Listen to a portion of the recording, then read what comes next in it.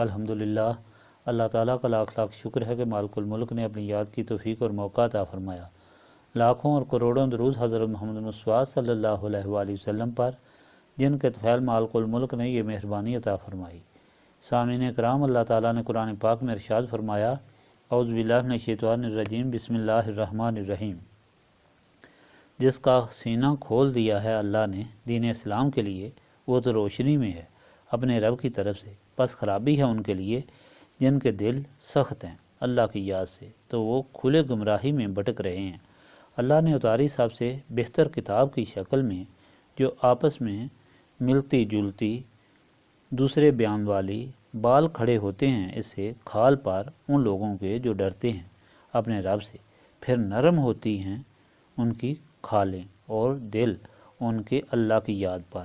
یہ ہے ہدایت اللہ کی، وہ دیتا ہے ہدایت جسے چاہتا ہے، جس کو راہ بلائے اللہ اس کو کوئی نہیں سمجھانے والا۔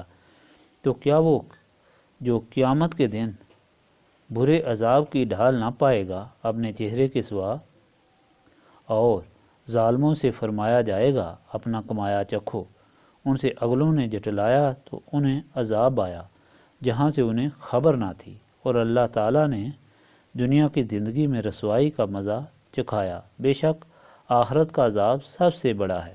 کیا اچھا تھا اگر وہ جانتے۔ اور بے شک اس قرآن میں ہر قسم کی کہاوت بیان فرمائی کہ کس طرح انہیں دھیان ہوا عربی زبان کا۔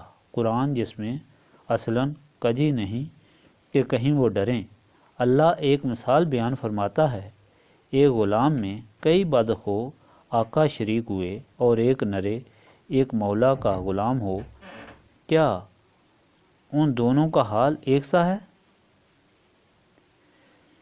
سب خوبیاں اللہ کو، بلکہ ان کو اکثر نہیں جانتے۔ بے شک تمہیں انتقال فرمانا ہے اور ان کو بھی مرنا ہے، پھر تم قیامت کے دن اپنے رب کے پاس جھگڑو گے۔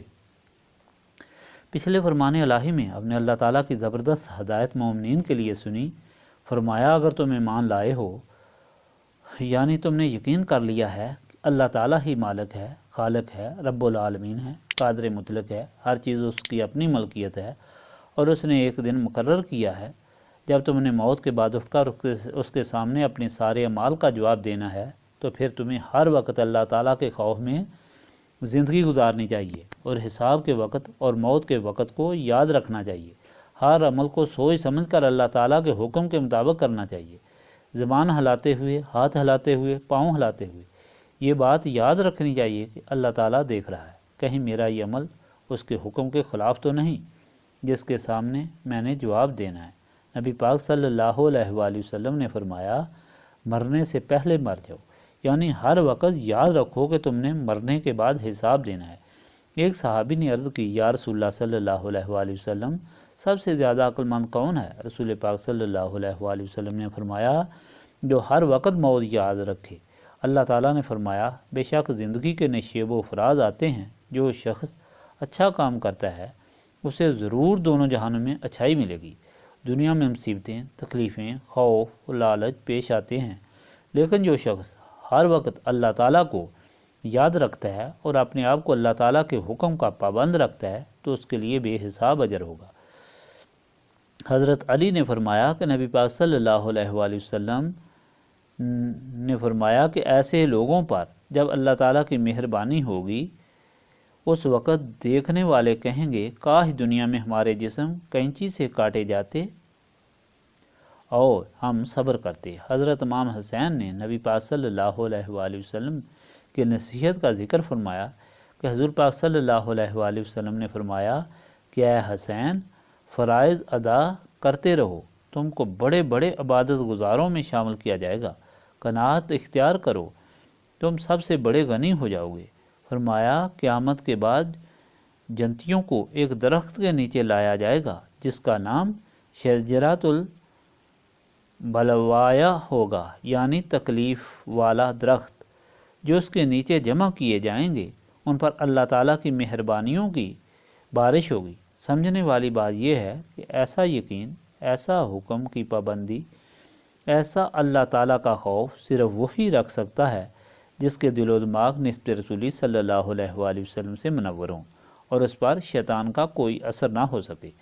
آج کے فرمان الہی میں مومنین کی شان بیان کی گئی اور جو اللہ تعالیٰ سے منکر ہوئے ان کی حالت اور بدبختی سے متعلق ہے، اور دونوں جماعتوں کے انجام کے متعلق ہے۔ اللہ تعالیٰ فرماتا ہے وہ بہت خوش نصیب ہیں جن پر اللہ تعالیٰ نے اپنی مہربانی فرمائی اور ان کے سینوں کو اسلام کا خزانہ بنا دیا، نور علی نور کر دیا۔ ایسے لوگ اپنی جان، مال، اولاد، وطن، ہر چیز اللہ تعالیٰ کی رضا کے لیے خرچ کرنا اپنی سعادت سمجھتے ہیں، اور اللہ تعالیٰ کے راستے میں کوئی کام انہیں مشکل نظر نہیں آتا۔ یہ لوگ اللہ تعالیٰ کے رسول صلی اللہ علیہ وآلہ وسلم کے غلام اور نسبت رسولی صلی اللہ علیہ وآلہ وسلم سے مالا مال ہوتے ہیں۔ بدر و حنین ہو یا بعد کے حالات یا شیب ابی طالب، ہر مقام پر اللہ تعالیٰ کے بندوں کو ایسے ایسے حالات پیش آئے جہاں موت، حد درجہ کی بھوک، پیاس، بے عزتی، مار اور تکلیف پیش آئی جو عام انسان کے لیے برداشت آسان نہیں تھا۔ شیب ابی طالب میں بھوک سے جو ان اللہ تعالیٰ کے بندوں کی حالت ہوئی وہ پہلے بیان ہو چکی ہے۔ خراب سے خراب چیز بھی بھوک مٹانے کے لیے استعمال کی گئی۔